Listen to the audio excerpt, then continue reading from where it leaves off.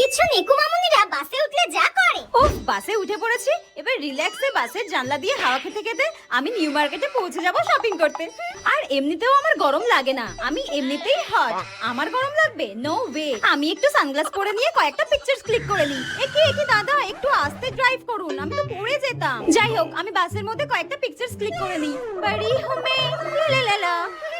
আর আমি বাসে উঠলে যা করি। উফ, এই গরমের মধ্যে আজকেই আমাকে বাসে করে যেতে হচ্ছে। অন্যেরা বাসে উঠলে কি সুন্দর রিল্যাক্সে হাওয়া খেতে খেতে যায়, আর আমার কেমন মাথা ঘুরে বমি বমি পায়। আমার একটু ভালো লাগে না বাসে যেতে। উফ, চুলগুলোর জন্য যেন আরো বিরক্তি লাগছে, আমার অস্বস্তি লাগছে পুরো। আমার মনে হচ্ছে এবার বমি হয়ে যাবে। ব্যাগে করে একটা কালো প্লাস্টিক নিয়ে এসেছিলাম, এটাই আমাকে এখন রক্ষা করবে। উফ, আমার যে কি অস্বস্তি লাগছে। উফ, কি যে করি। ই বাবা, কেন যে বাসে উঠতে গেলাম। এইভাবে যদি আমি দেখা করতে যাই আমার বয়ফ্রেন্ডের সঙ্গে, আমাকে শাকচুনি ভেবে পালিয়ে যাবে। দূর ব্যাপার লাগে না।